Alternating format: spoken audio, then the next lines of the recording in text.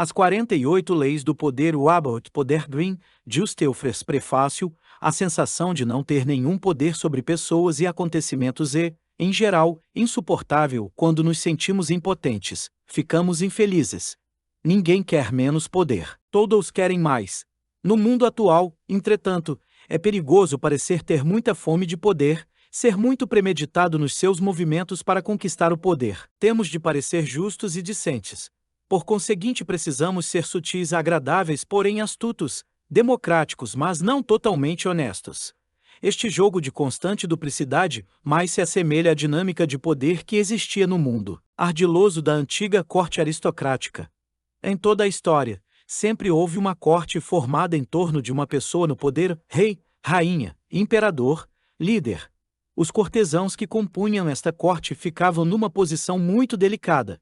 Tinham de servir aos seus senhores, mas, se a bajulação fosse muito óbvia, os outros cortesãos notariam e agiriam contra eles. As tentativas de agradar ao senhor, portanto, tinham de ser sutis.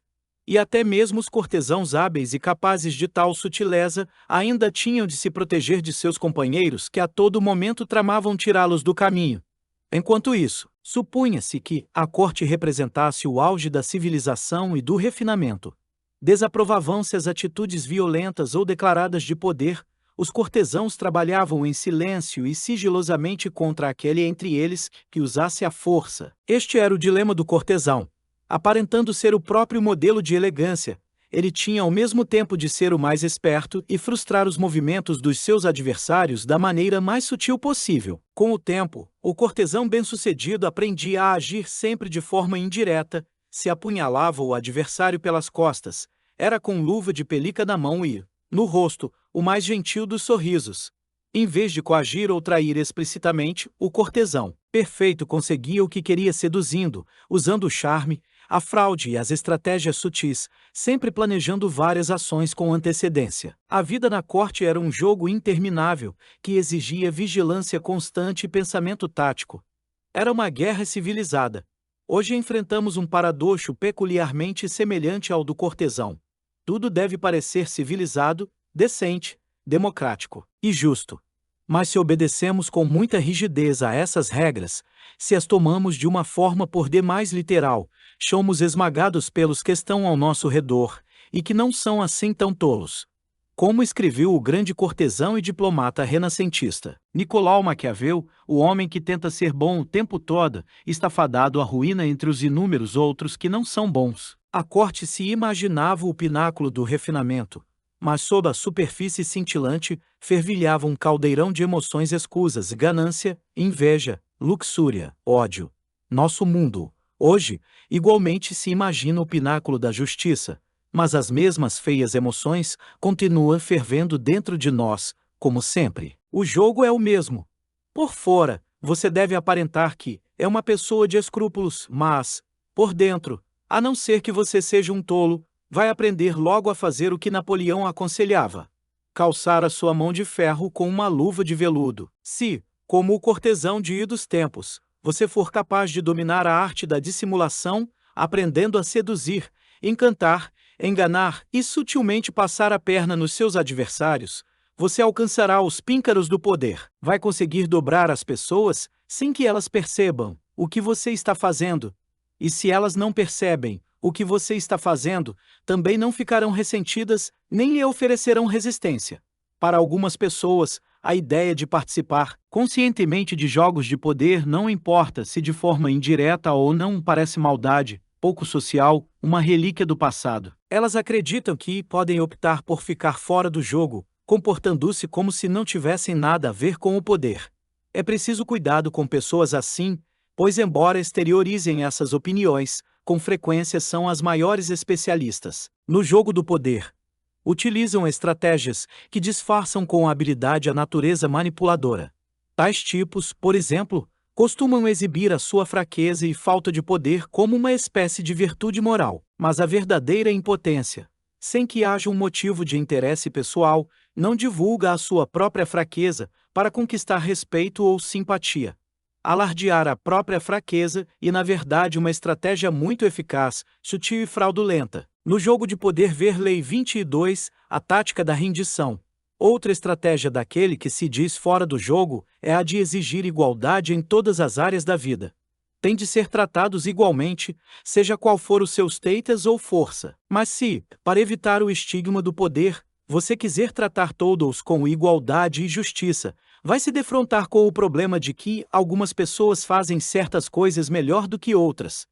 Tratar a todos igualmente significa ignorar as suas diferenças, elevar o patamar dos menos capazes e rebaixar o daqueles que se sobressaem. Mais uma vez, muitos dos que se comportam assim estão na verdade usando uma outra estratégia de poder, redistribuindo os prêmios da maneira como eles próprios determinam. Uma outra forma ainda de evitar o jogo seria a total honestidade e franqueza, visto que uma das principais técnicas dos que buscam o poder é a fraude e o sigilo. Mas a total honestidade acaba inevitavelmente por magoar e ofender um grande número de pessoas, e algumas vão querer pagar na mesma moeda. Ninguém verá a sua declaração honesta como totalmente objetiva e livre de alguma motivação pessoal, e estarão certos. Na verdade, a honestidade é uma estratégia de poder, cuja intenção é convencer os outros de que se tem um caráter nobre, bom e altruísta, e uma forma de persuasão, até uma forma sutil de coagir as pessoas. Finalmente, os que alegam não serem jogadores afetam um ar de ingenuidade para se protegerem da acusação de que estão atrás do poder. Mais uma vez, cuidado, pois a aparência de ingenuidade pode ser um meio eficaz de enganar os outros. Ver Lei 21, pareça mais bobo do que o normal. E até a ingenuidade autêntica não está livre das armadilhas de poder. As crianças podem ser muito ingênuas, mas com frequência agem por uma necessidade básica de controlar os que estão ao seu redor. Elas sofrem muito sentindo-se impotentes no mundo adulto e usam os meios disponíveis para conseguir o que querem. Pessoas genuinamente inocentes também podem estar no jogo do poder e costumam ser terrivelmente eficazes nisso, visto que a reflexão não é um obstáculo para elas. De novo, aqueles que fazem alarde ou dão demonstrações de inocência, são os menos inocentes de todos. Você pode reconhecer estes supostos não-jogadores pela maneira como ostentam suas qualidades morais, sua piedade, o seu raro senso de justiça. Mas como todos nós queremos o poder, e quase todas as nossas ações visam a obtê-lo, os não-jogadores estão simplesmente jogando areia nos nossos olhos, nos distraindo de suas cartadas com seu ar de superioridade moral. Observando bem, você verá de fato que são eles os mais hábeis na manipulação dissimulada, mesmo que alguns a pratiquem sem ter consciência disso. E se ressentem muito de qualquer publicidade que se dê às táticas que usam todos os dias. Se o mundo é como uma gigantesca corte fraudulenta e estamos presos nela, não adianta optar por ficar fora do jogo. Isso só vai deixar você impotente. E a impotência vai deixá-lo infeliz. Em vez de lutar contra o inevitável, em vez de ficar discutindo, se lamentando e cheio de culpa, é muito melhor sobressair no poder. De fato, quanto melhor você lidar com o poder, melhor você será como pessoa, amigo ou amiga, amante, marido ou esposa. Seguindo os passos do perfeito cortesão, ver Lei 24, você aprende a fazer os outros se sentirem melhor a respeito deles mesmos, tornando-se uma fonte de prazer para eles. Eles se tornarão dependentes de suas habilidades e desejarão a sua presença. Dominando as 48 leis deste livro, você poupa aos outros a dor de não saber lidar com o poder de brincar com o fogo sem saber que ele queima. Se o jogo de poder é inevitável, melhor ser um artista do que negar ou agir desastradamente.